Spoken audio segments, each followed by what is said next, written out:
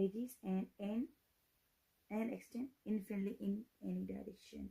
ठीक है, हम क्या करते हैं, ये प्लेन जो होती है एक सरफेस होती है, फ्लैट सरफेस होती है, और उसको हम क्या करते हैं, उसके कोई एजेस नहीं होते हैं, और उसको हम एक्सटेंड करते हैं इनफिनिटली मैनी डायरेक्शन, यानी कि जितने भी डायरेक्शन है उसमें हम उसको एक्सटेंड कर सकते हैं। यहाँ पे जो एरोज नज़र आ रहे हैं इसका मतलब होता है कि ये हम एक्सटेंड कर सकते हैं। तो सिंपली प्लेन को अगर हम डिफाइन करें तो ये होगा, plane is a flat surface that has no edges and extend infinitely in all directions. ठीक है, उसके बाद हम देखते हैं लाइंस को।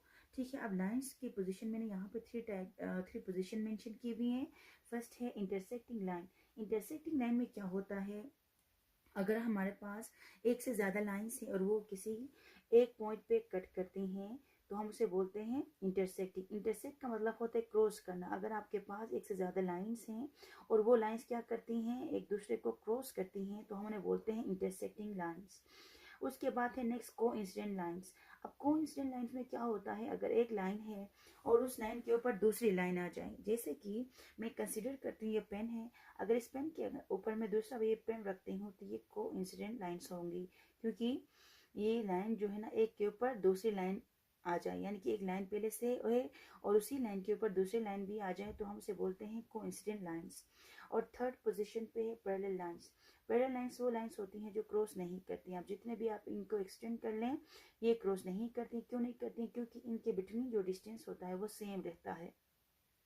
तो ये हो गए इंटरसेक्टिंग लाइंस हो गए, या नॉन पैरेलल लाइन भी कहते हैं, कोइंसिडेंट लाइंस हो गए और पैरेलल लाइन हो गए। अगर हम उनके सोल्यूशन की बात करेंगे तो सोल्यूशन में क्या होगा, अगर हम इंटरसेक्टिंग लाइंस की सोल्यूशन की बात करेंगे, सिस्टम ऑफ इक्वेशन में हम दो इक्वेशन लेते हैं और वो दोनों इक्वेशन क्या है, इंटरसेक्टिंग है, तो उनका एक यूनिक सोल्यूशन होगा।